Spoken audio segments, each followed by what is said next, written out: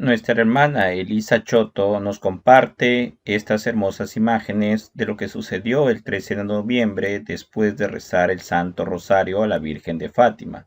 Se ve claramente el milagro del sol, así como unos extraños ruidos de trompeta.